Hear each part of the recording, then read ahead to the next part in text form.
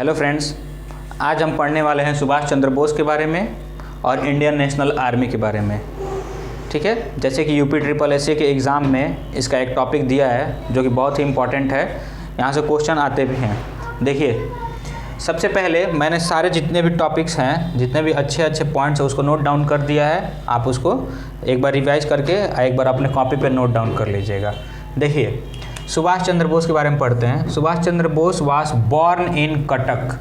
Born मतलब होता है कि उनका जन्म, जो जन्म हुआ था उनका वो हुआ था कटक में, जो कि ओडिशा में है। हाँ, ऑन 23 जनवरी 1897, 23 जनवरी 23 जनवरी 1897 को उनका जन्म हुआ था।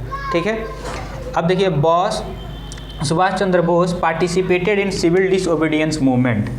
जो सुभाष चंद्र बोस थे वो सिविल डिसओबीडियंस मूवमेंट में पार्टिसिपेट किए थे, जो कि 1930 में हुआ था। ये ध्यान रखना है कि जो सुभाष चंद्र बोस थे वो गांधी जी के समर्थक नहीं माने जाते हैं, क्योंकि गांधी जी अहिंसावादी थे और सुभाष चंद्र बोस अहिंसा में विश्वास नहीं रखते थे।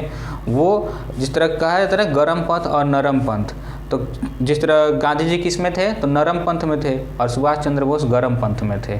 ठीक, अब देखिए यहाँ पे ही attended the session of Congress at Haripura. तो यहाँ से क्वेश्चन बन सकता है कि सुभाष चंद्र बोस किस सेशन ऑफ कांग्रेस में पार्टिसिपेट किए थे। तो हरिपुरा सेशन ऑफ कांग्रेस में पार्टिसिपेट किए थे, जो कि 1938 में हुआ था। ठीक है, ये बहुत इंपॉर्टेंट पॉइंट है। He attended the session of Congress at Haripura in 1938। ठीक है, Subhash Chandra Bose declared the president. उस सेशन के सुभाष चंद्र बोस क्या थे, तो प्रेसिडेंट थे, जो कि 1938 में हुआ था। ठीक है, Subhash Chandra Forward Bloc party कहा जाता है कि which Forward Bloc party was formed by him. तो फॉरवर्ड ब्लॉक पार्टी किसके द्वारा बनाया गया था, तो सुभाष चंद्र बोस के द्वारा बनाया गया था। कब? 3 मई 1939, मतलब 1939। ठीक है, कहा जाता है कि इस पार्टी के बाद जो सुभाष चंद्र बोस थे वो अरेस्ट हो चुके थे, और अरेस्ट होने के बाद उनको हाउस अरेस्ट कर लिया गया था पुलिस के द्वारा। लेकिन उन्होंने पुलिस को चकमा दे के हाउस अरेस्ट से फरार हो जाते हैं, और वहाँ से फरार होकर वो जर्मनी पहुँच जाते हैं। ठीक है, तो जब जर्मनी में जाते हैं तो वहाँ पे जो इंडियन कम्युनिटी, मतलब जो इंडिया के लोग जो वहाँ पे निवास करते थे, वो लोग उनको बहुत अच्छा से वेलकम करते हैं। ठीक है, और वेलकम करके और वहाँ पे उन नारा देते हैं जय हिंद का नारा। ठीक है, तो कहा जाता है कि जय हिंद का नारा कहाँ से उदय हुआ, तो जर्मनी से उदय हुआ। जर्मनी में किसके द्वारा, तो सुभाष चंद्र बोस के लिए वो जय हिंद का नारा उदय हुआ था। ठीक है, आपको समझ में आ गया होगा। फिर देखिए, इंडियन इंडिपेंडेंस लीग कहा जाता है कि Indian independence league was formed at 1942 in Tokyo by Ras Bihari Bose. RB का मतलब होता है रास बिहारी बोस। तो इंडियन इंडिपेंडेंस लीग जो होता था वो 1948 में हुआ था। कहाँ पे हुआ था? टोक्यो में हुआ था। किसके द्वारा हुआ था? तो रास बिहारी बोस के द्वारा हुआ था। ठीक है, तो यहाँ पे आप सुभाष चंद्र बोस और रास बिहारी बोस में कंफ्यूज हो सकते हैं, तो ये याद रखिएगा कि इंडियन इंडिपेंडेंस लीग जो था टोक्यो का रास बिहारी बोस के द्वारा किया गया था। किसके द्वारा? रास बिहारी बोस, टोक्यो में हुआ था। अब देखिए, Indian independence league was formed in 1907। कहा जाता है कि इसके पहले भी इंडियन इंडिपेंडेंस लीग हो चुका था 1907 में, जहाँ की कैलिफोर्निया कहाँ पे है ये आप हमको कमेंट बॉक्स में बताइएगा। हाँ, कैलिफोर्निया में किसके द्वारा शुरू किया गया था? तो तारकनाथ दास और पांडुरंगा। किसके द्वारा? तो तारकनाथ दास और पांडुरंगा के द्वारा हो गया था। ठीक है, तो यहाँ से आप एक बार और रिवीजन करिए कि Germany Indian community welcomed him Jai Hind. ठीक, Indian independence league was formed at 1942 in Tokyo by Ras Bihari Bose.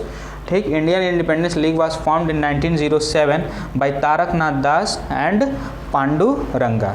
ठीक है, ये दोनों याद रखिएगा। टोक्यो वाला पूछेगा तो रास बिहारी बोस, कैलिफोर्निया वाला पूछेगा तो तारकनाथ दास और पांडुरंगा बोलेंगे। ठीक है ना, यहाँ पे जय हिंद का जो नारा था वो कहाँ हुआ था? तो जर्मनी से स्टार्ट हुआ था। अब उसके आगे कुछ पॉइंट्स बचे हैं, अब उसको भी डिस्कस कर लेते हैं हम लोग। जैसे देखिए, the Indian National army was conceived bye Mohan Singh. कहा जाता है कि जो इंडियन नेशनल आर्मी बनाने का जो आइडिया था उसको दिया था मोहन सिंह ने। किसने दिया था? मोहन सिंह ने। ठीक है, Tokyo conference was held by Ras Bihari Bose इन 1942।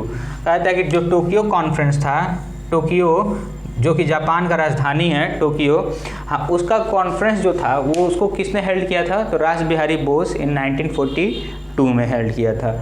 ठीक है, Bangkok conference was held on 1942, सिर्फ उसी साल में आपका बैंकॉक कॉन्फ्रेंस भी स्टार्ट हुआ, जो कि 1942 में रास बिहारी बोस के द्वारा किया गया था, जो उसके क्या थे, प्रेसिडेंट बने थे। क्या बन गए थे, प्रेसिडेंट बन गए थे। ठीक है, अब देखिए जो इंडियन नेशनल आर्मी जो आइडिया दिया था मोहन सिंह के द्वारा, तो उसको सुभाष चंद्र बोस ज्वाइन करते हैं 1943, 26 अगस्त 1943 को सुभाष चंद्र बोस उसको ज्वाइन करते हैं और इंडियन नेशनल आर्मी के सुप्रीम कमांडर बनते हैं।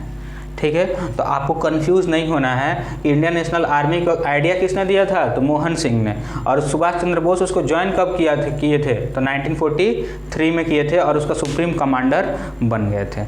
ठीक है, यहाँ तक आप लोग क्लियर हो गया होगा। अब देखिए आगे, Subhash Chandra Bose set up the headquarter of INA, ये बहुत इंपॉर्टेंट है। ठीक है, जो सुभाष चंद्र बोस थे वो जो हेडक्वार्टर इंडियन नेशनल आर्मी के कहाँ स्थापित किए थे, तो यंगून। यंगून कहाँ है, सिंगापुर में।